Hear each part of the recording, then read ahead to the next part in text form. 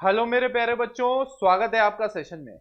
Guys, ये वाला जो हम लेक्चर ले रहे हैं ये हमारा एक कंक्लूसिव सेशन होगा। अभी तक हम लोगों ने अकाउंटिंग प्रिंसिपल 12 खत्म कर लिए, तो ये हमारा कंक्लूसिव सेशन होगा जिसमें हम बचे हुए अकाउंटिंग प्रिंसिपल आप रैप अप कर देंगे। ठीक है, तो मैं आज जो पहला प्रिंसिपल लेने वाला हूं, जो कि आप स्क्रीन पे देख सकते हो कि नाम क्या है, गोइंग कंसर्न प्रिंसिपल। क्या बोला? Going concern principle. क्या कहता है? ये कहता है business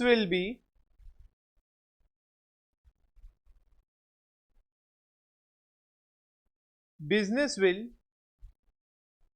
continue for unforeseeable future. मतलब बिजनेस चलता रहेगा। अब देखो ध्यान से, that is no intention to close down the business.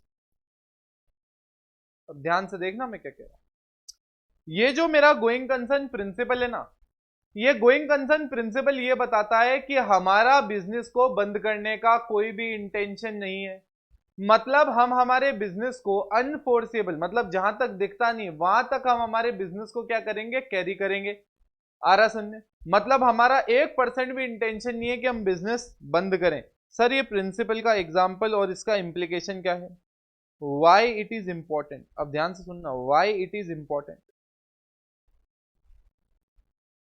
Why it is important. अब ध्यान से देखना बेटा, वाई इट इज इंपॉर्टेंट। ये इंपॉर्टेंट क्यों है?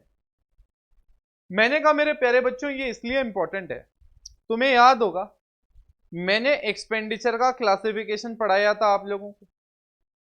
मैंने आपको एक्सपेंडिचर का क्लासिफिकेशन पढ़ाया था मेरे प्यारे बच्चों। मैंने आपको उस क्लासिफिकेशन में बिल्कुल क्लियरली एक चीज बताई थी।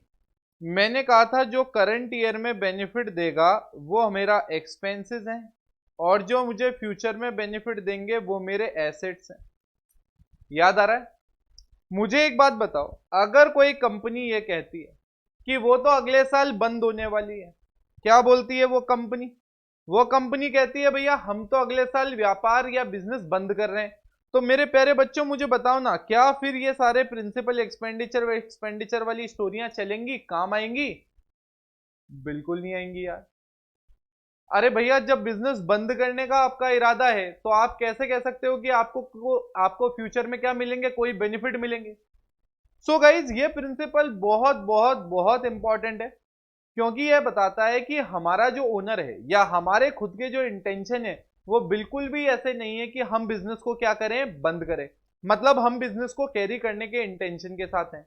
और कैरी करने के इंटेंशन है, इसके मतलब क्या है? इसका मतलब यह है कि आप क्या करोगे? अपने जो एसेट है आप उनको क्लासिफाई करोगे। आ रहा समझ में? आप जो करंट ईयर में बेनिफिट मिल जाता है उसको एक्सपेंस मान लोगे, जो फ्यूचर में आपको बेनिफिट मिलेगा उसको एसेट मानोगे।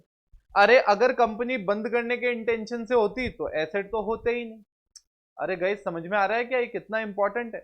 क्योंकि कंपनी फ्यूचर देख रही है, कंपनी अज्यूम कर रही है हम फ्यूचर में चलेंगे, हमारा कोई इंटेंशन नहीं है, इसलिए तो कंपनी क्या दिखा रही है? एसेट दिखा रही है कि भाई भविष्य में फायदा दिखेगा।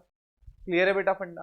अरे आपने किताबें खरीदी यार, आपने बुक खरीदी, और वो 9th और 10th, लेट्स से आपने कोई कोचिंग इंस्टीट्यूट की एक ऑनलाइन सब्सक्रिप्शन ली 2 साल की। आपने कहा यार यहीं से 9th पढ़ेंगे, यहीं से 10th पढ़ेंगे।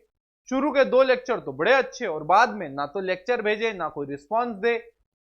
तो मेरे प्यारे बच्चों, आप क्या 10th क्लास कंटिन्यू करोगे? नहीं। इसका मतलब आपका इंटेंशन क्या है? अब उससे नहीं पढ़ोगे। तो आपने जो 10th क्लास के लिए फीस दे दी है, क्या आप उसको अपना एसेट मान सकते हो? क्या आप ये कह सकते हो कि आपको 10th में कोई बेनिफिट मिलेगा? अरे जब आप वहां पढ़ोगे ही नहीं तो आपको बेनिफिट कैसा? इसका मतलब उसको आप आज ही बुक्स में बुक कर लोगे कि आपने जो भी खर्चा किया वो करंट के लिए किया है, क्योंकि भविष्य तो है ही नहीं। सेम वैसा ही बिजनेस में होता है।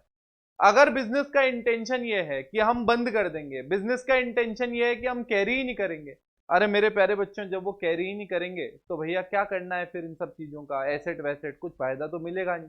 तो आज ही उन सारे के सारों को अपना एक्सपेंस बुक कर लेंगे। Is this clear to you?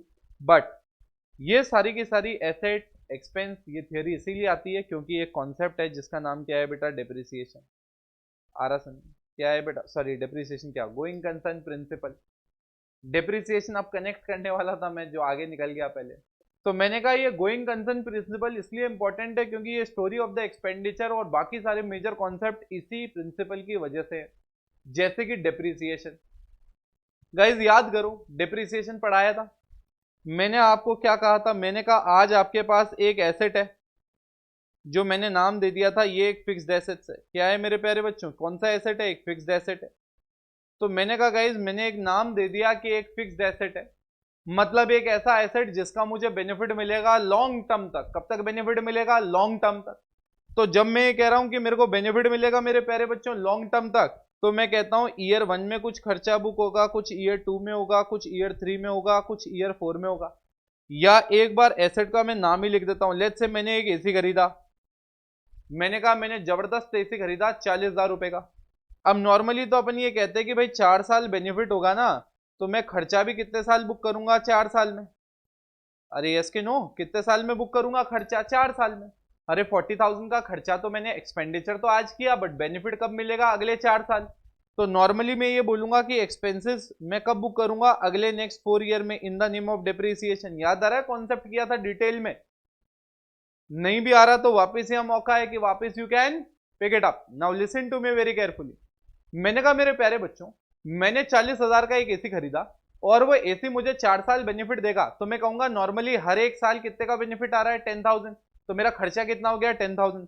But अगर मुझे एक बात बताओ, मेरा अगर पहले से इंटेंशन है कि भैया मैं तो बिजनेस पहले साल के बाद ही बंद कर दूंगा, मैं यहाँ कंटिन्यू ही नहीं करूंगा, इसका मतलब आपने जो एसी खरीदा है इसको आप एक ही साल में खर्चा बुक कर लोगे, that is in the year 1। तो आपको समझ में आ रहा है what I am trying to say, boss going concern कितना इंपॉर्टेंट है। जितने हमने कॉन्सेप्ट पढ़े हैं अभी तक वो सारे फेल हो जाएंगे अगर गोइंग कंसर्न ही नहीं, क्योंकि नॉर्मली हम यही मान के चलते हैं कि बिजनेस तो चलता रहेगा, इसलिए ही कॉन्सेप्ट ऑफ एसेट आया।